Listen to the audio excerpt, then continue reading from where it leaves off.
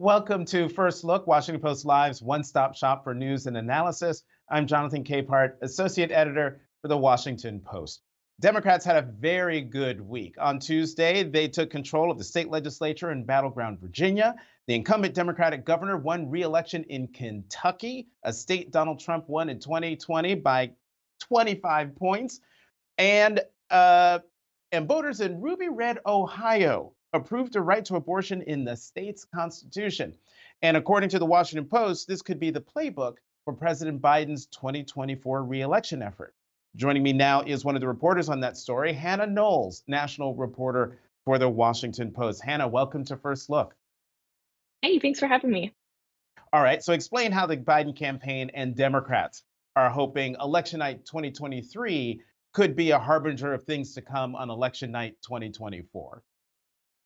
Well, I think what we've seen in election after election since Roe v. Wade was overturned, but also sort of since Trump was elected, is that things just keep breaking Democrats' way. It's been a long string of disappointments for Republicans. And so the hope is that, despite all of Democrats' vulnerabilities, chief among them, Joe Biden, right? I mean, that's the big question is his brand, the one thing that can sort of drag this down given how polarizing he is at this point. But they think that, if we really make this about you don't want to hand the keys to the car to Republicans because they are interested in restricting an abortion, because they are not necessarily able to govern without chaos as we saw in the House.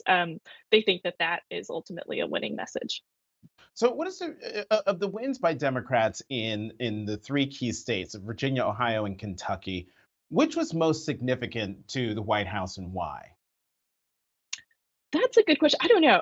Can I kind of go through each of them instead of just Sure. picking one? I mean, I think that Kentucky and Ohio, we sort of expected what was going to happen there. We headed into Tuesday thinking that Andy Bashir, the Democrat in Kentucky, had an edge.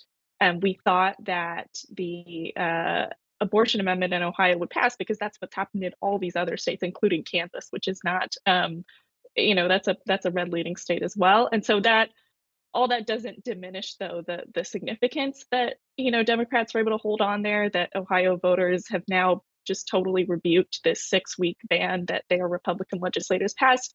But I do think that those states, I mean, they are there's a lot of sort of particularities there, and I don't know how much that would necessarily translate to other races like Andy Bashir, right? He's sort of a political dynasty in Kentucky. He has a lot of stuff going for him that's hard for other Democrats to replicate. That said, I think Virginia is really interesting because that was the biggest question mark for me and a lot of political analysts heading into Tuesday. We didn't really know which way it would go. And so the fact that it did tip to Democrats, I think is that's sort of the best like bellwether probably for like the national mood. But as many people on both sides have pointed out, this was a close election. And if, a relatively small share of votes in a few places had gone the other way, be having a very different conversation. And so I think the moral there is like, yes, the issue of abortion in particular works well for Democrats, but this was not a blowout election by any means. Really? I mean, I I don't know know. you're I'm news. not sure it was. I mean, That's so I interesting. mean, So tell me your take. well, okay. So, in all of these races, abortion was a focal point.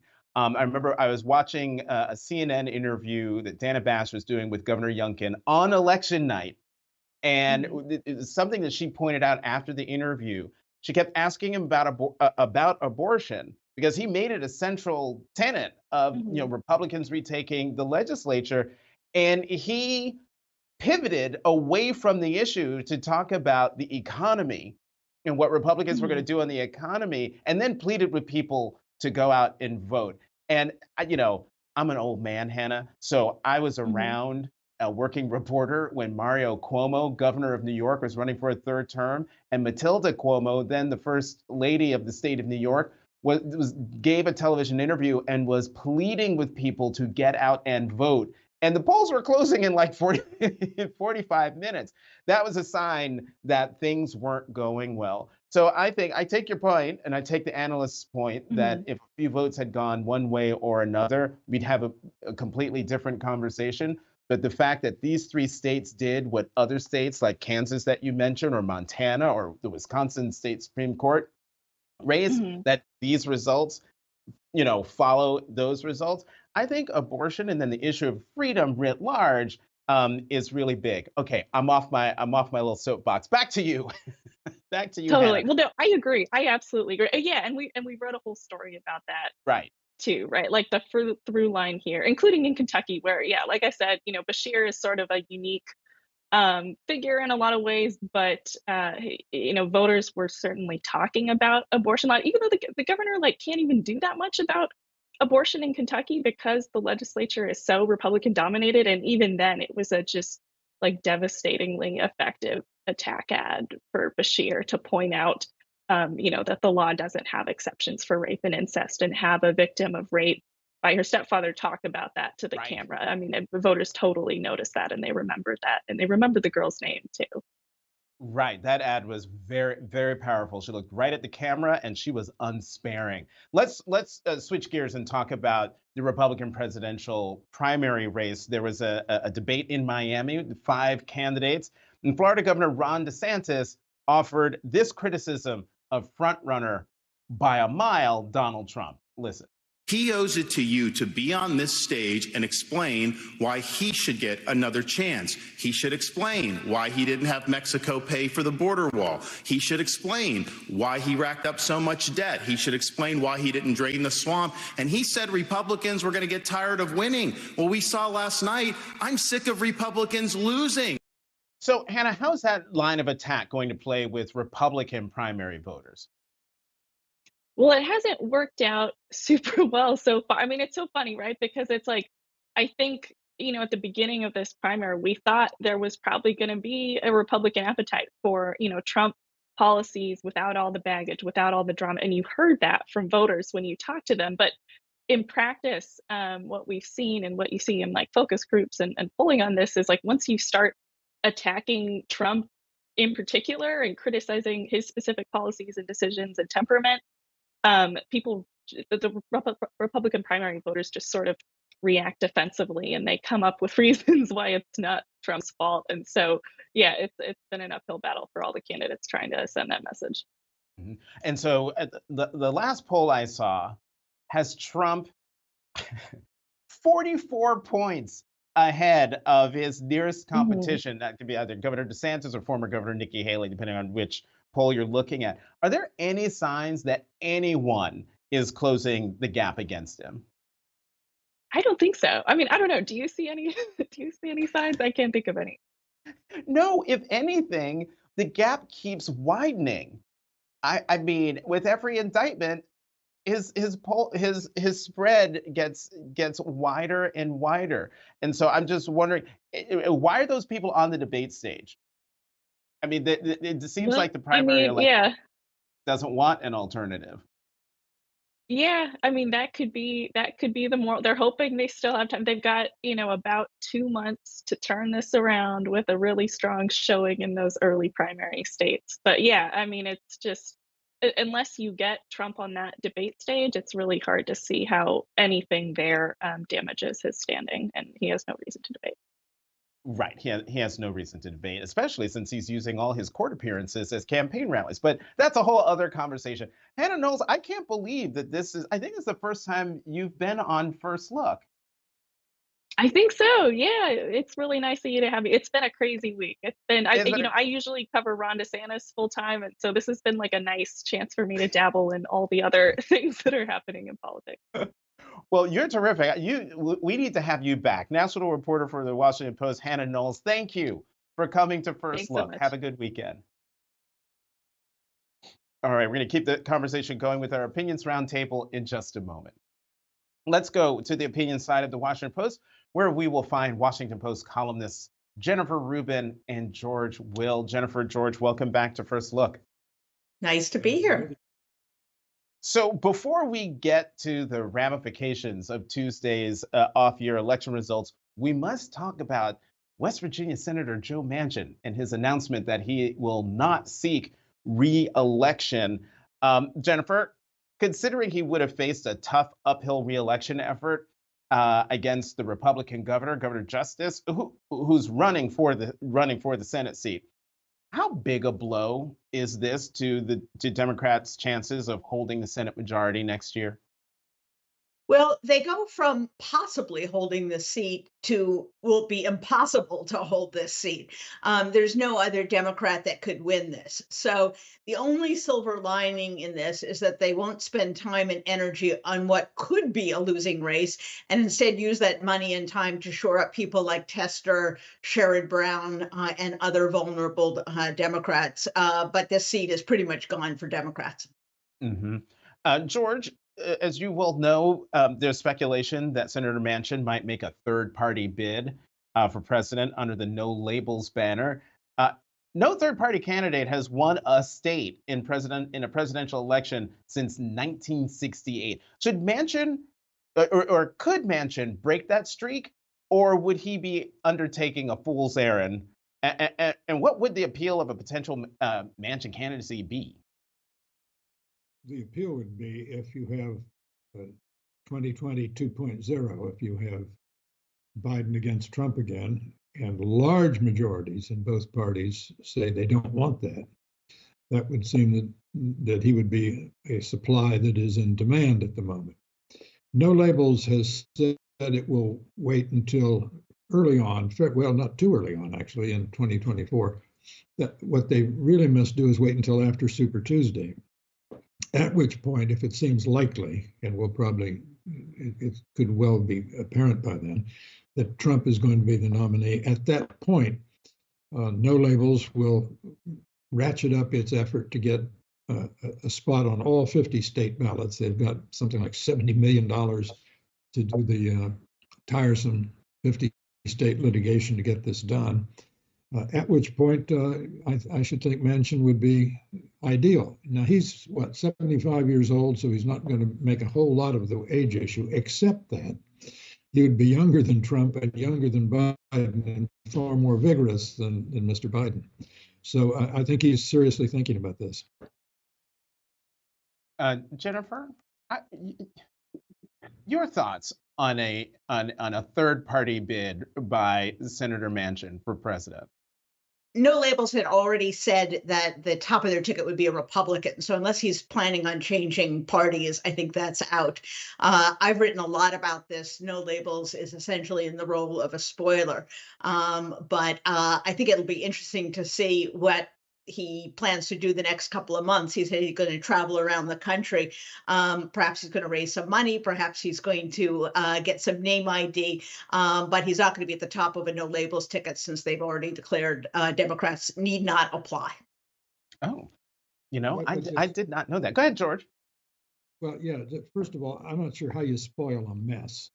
And if you get Trump, you tip it to Trump. You tip it to Trump. I don't know that. And it seems to me the polling in this hypothetical 4 or 5 months out is unreliable and speculative, and it's barely above guesswork. No Labels is going to have a selection process, and the selection process will not be foreclosed to concerning the top of the tickets. So I don't know. You say, Jennifer, that it's a convention where they pick it. They've already announced that it's going to be a Republican. But I do agree with George that all of this speculation, including the polling about Biden, is pretty much junk at this point. I would love to talk about substance because a lot happened this week, since I think the polling is, as George said, it's very premature. Well, then, Jennifer, let's talk about substance as it relates to the election results on Tuesday. What do you make of it? And do you think the White House still needs to be concerned about the president's poll numbers, considering his party did extremely well on election night? Every president, every party has to be concerned about poll numbers and about the election. But I want to focus on one particular aspect, which I think hasn't gotten as much attention, and that is this issue of schools. The Republicans have tried to make an issue of trans kids, of teaching CRT, and all the rest of it. Up and down the ticket, this was a loser for Republicans. And if you go down as low as school board, city council, those sorts of races, these candidates who were pushing this notion. The Moms for Liberty people, the book banning people, they lost overwhelmingly. And I think just like abortion, this may be a sign to Republicans that what plays well on Fox News may not play well with parents. And I thought that was absolutely fascinating because that's how Glenn Youngkin ostensibly made his mark in Virginia. That issue lost not only at the state legislative level, but school boards and all the way down. So this is not a theme, at least so far, that's working for Republicans. George, I'd love your thoughts. Well, Biden was not on the ticket, so it was impossible to measure in these results whether, and if so, the extent to which he is a drag on the hopes of Democrats down the ticket. Trump wasn't on the ballot either, which means that a lot of his voters, who are what political scientists call low propensity voters, that is, they're interested in politics when he's on the ticket and not particularly interested otherwise. So they weren't brought out. So again, as a harbinger of 2024, 2023 is fairly limited. One thing we ought to be able to do by now is to retire Tip O'Neill's old saw that all politics is local. Turns out almost nowadays, no politics is local. It's all about national issues. Some of those that Jennifer just mentioned, but also abortion and other matters. So I don't see the harbinger one way or another in the results from last Tuesday.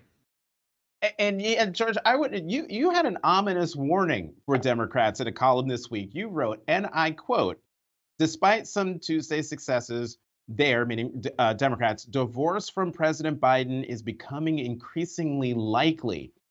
Divorce? Do you seriously believe that Democrats will throw President Biden overboard? I think it's not yet a probability, but it's a high possibility in my judgment. Yes, he's one stumble away from further catalyzing anxieties. When the country said in that New York Times Siena College poll, when they revealed that on the question of character, he's within the margin of error with Donald Trump. It seems to me everything is ominous for Mr. Biden. Jennifer? Not happening. It's not happening. I think we should all stop playing fantasy football and move on. He's going to be the candidate. Kamala Harris is going to be the vice president.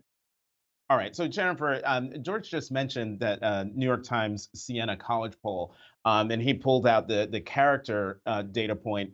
But the thing that had everyone's hair on fire, and by everyone, I mean Democrats whose hair is always on fire, it showed that President Biden was trailing Donald Trump in 5 of the 6 key battleground states, trailing in Arizona, Georgia, Michigan, Nevada, and Pennsylvania.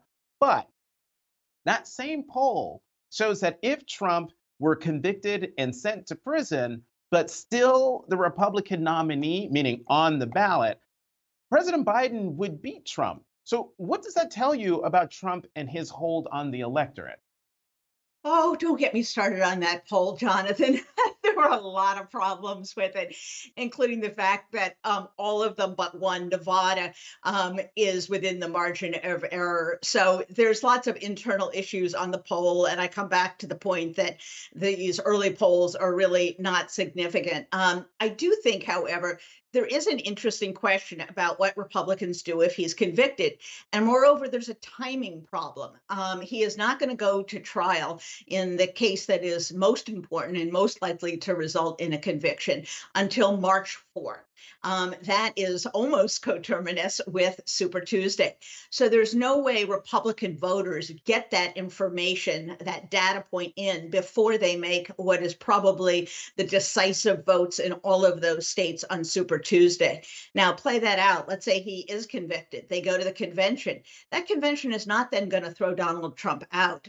They will be stocked with true believers, with the MAGA faithful, and they're just going to double down and nominate him anyway. So I think Republicans, because they live in their own sort of universe of right-wing media really haven't thought this through. But that is a very distinct possibility that they nominate Trump and he is between the Super Tuesday and November 4th, November 5th, I guess it is, convicted of a serious or several serious felonies.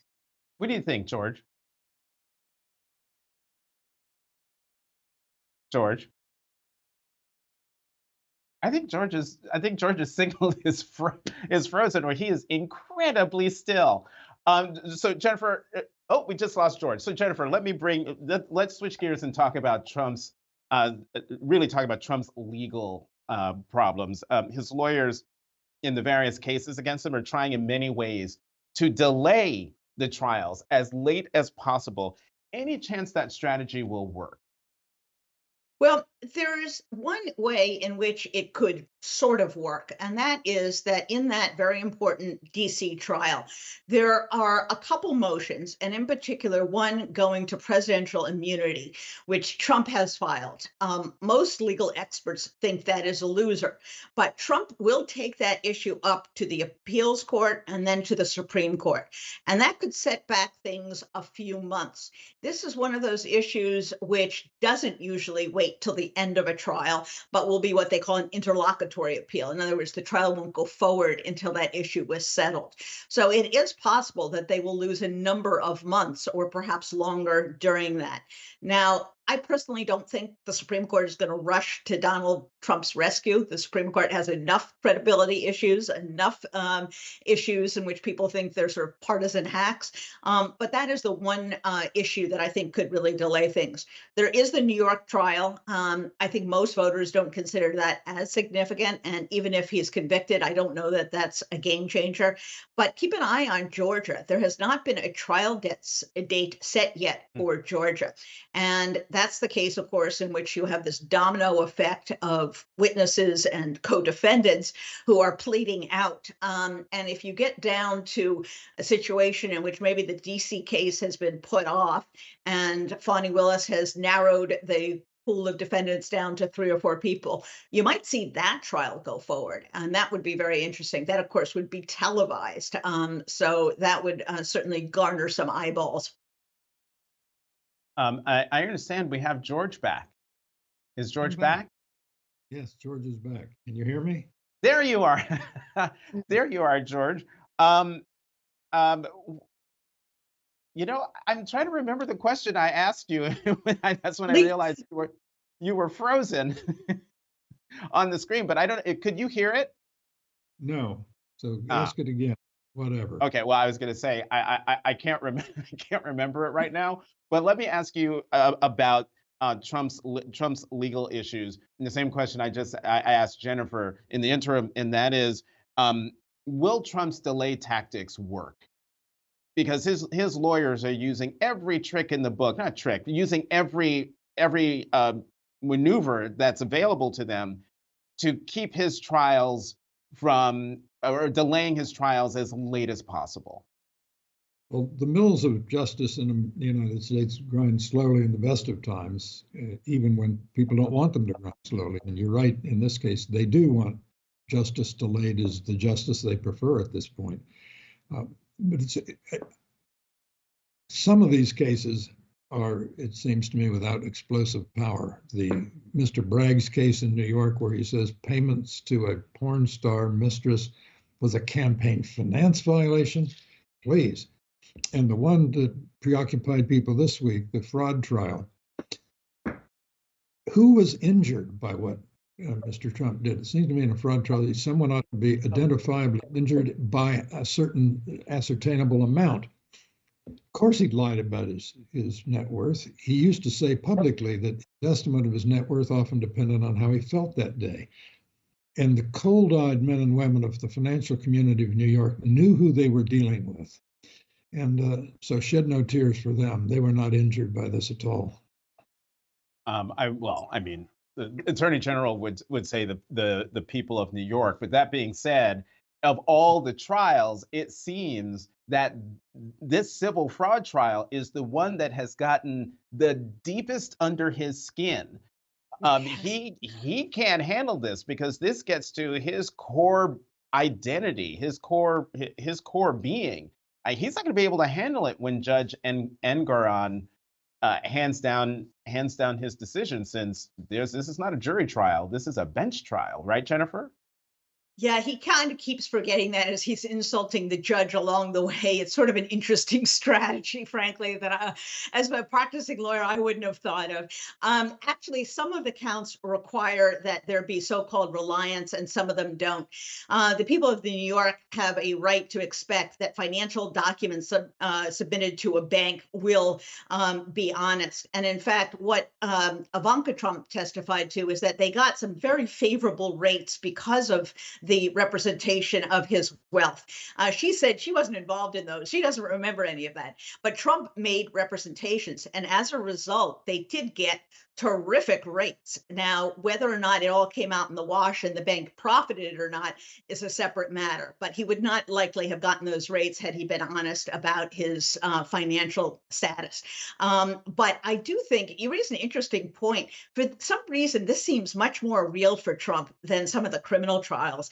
And that's because I think his entire identity is wrapped up with being this billionaire. And the fact that a judge is going to say you're really not worth a fraction of what you said you were all these years is just absolutely, infuriating to Trump. So that's why I think you've seen him kind of go off the rails. Yeah, and the other thing is, depending on what the judge says, it might require Donald Trump, depending on the ruling from the judge, might require him to liquidate his business. So Correct. there's a whole lot of things related to the former president's identity that are at stake in that one trial in New York. Jennifer Rubin, George Will, we got to go. As always, the conversation gets going and then we run out of time. Thank you both very much for coming back to First Look. Have a good weekend. You too. Head to WashingtonPostLive.com to find out what interviews we have next week and to register. I'm Jonathan Capehart. Thank you for watching Washington Post Live's First Look.